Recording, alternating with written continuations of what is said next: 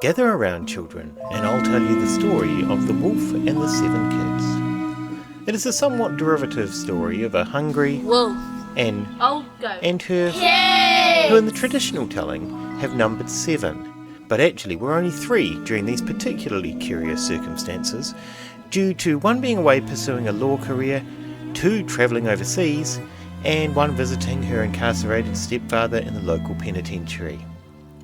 Anyway, the 3 younger kids were always begging their wizened old mother to be given more responsibility and autonomy. So one day, worn down. by their constant badgering, the old mother gave in and said, Okay, you can stay here alone while I quickly pop to the shops, but she paused. you must be aware of the nasty wolf. The kids nodded solemnly, having heard Plenty of horror stories. about the wolf. He's tricky. The mother continued. If he knocks, don't let him in. The kids assured their mother that, All would be well. and so she left for the shops, glad to have some alone time for a change. Of course, it wasn't long before the Cunning. wolf caught wind of the 3 kids hanging out at home alone and naturally thought that sounded like his kind of party. So he knocked on their door. Kids, He growled. it's me, your mother. I've got some lovely treats for you. The kids, hearing his voice, immediately knew it was the wolf trying his tricks and refused to let him in. No way, Wolfie. They cried through the locked door, That's not the voice of our mother. said the eldest. And you're not coming in. The wolf was a little annoyed, but certainly not prepared to give up that easily. So he popped down to the nearest stationery shop to buy, and subsequently consume, some chalk. Because, for some reason, it seems people once thought that that made your voice sound smoother. And he tried again. Sup, kitty? He said in his newly dulcet tones. Open up the door so I can shower you in gifts and goodies. This time, the kids were nearly fooled, but hesitated just long enough to notice the wolf's big black paws visible through the porch window. Nice try, Wolf. They replied. But you can't trick us that easily. Go away and go find some dumber animals to eat. They laughed while the wolf again slinked away.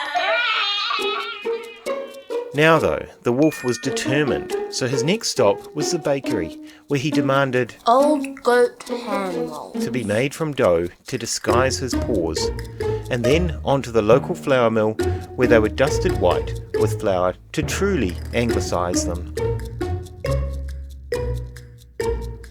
Despite a brief kerfuffle, where the kindly miller, suspecting some monkey business, needed to be reminded the wolf was A dangerous creature. and not to be messed with, the wolf fairly promptly returned to the kids' house, with his updated voice and paws. The kids, not being especially smart, immediately fell for the only lightly disguised wolf, and when he offered, So many great things, I can barely carry them. and they glimpsed his dough-concealed paws, they opened the door, at which point things got a bit crazy. The kids, seeing the wolf, ran in all directions, hiding in the oven, behind a curtain, and under a bed. The wolf quickly snapped up both, under the bed and behind the curtain, but oddly didn't think to check for the convenient oven-ready kid who remained hidden. Having Had my food. he lay down beside the river for a nap. And meanwhile, the old goat arrived home to discover her house in a terrible mess. Slightly panicked. She called for each kid in turn, until eventually a small reply came from inside the oven. Hello? The young kid, Help me! newly released from the oven, quickly told her mother of the wolf's trickery and eatery, and so the mother quickly fetched up her bag, containing a little sewing kit, which we'll discover comes in handy later on, and flew out of the house to hunt down the Nasty wolf. It wasn't long before she found him, of course, but while she watched him sleeping, Considering how best to extract my revenge. she noticed his stomach was quite active. Not in that lactose intolerant way, but actually moving. Intrigue. The old goat fished around in her bag and drew out the sewing kit, complete with a large pair of scissors, needles and some thread. Putting to use her skills from years of turning old curtains and other offcasts into outfits to keep her large family clothed, with a single income, she smoothly cut open the wolf as he slept, and remarkably, her 2 kids popped out. Totally unharmed. While the wolf continued to snore, she replaced them in his stomach with a bunch of heavy stones and sewed him back up, then snuck away, her kids safely in tow. Of course, the wolf woke sometime later with somewhat of a and went looking for some water to drink. Slightly dazed by the pain, he wandered away from the riverbed and eventually came across an old well which he leaned in to drink from.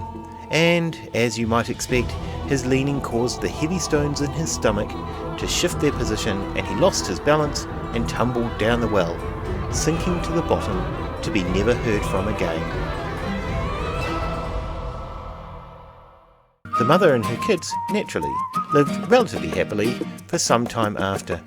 The old goat eventually remarried, and there was a whole thing about the stepfather trying to lose 2 of the kids in the woods, but that's another story.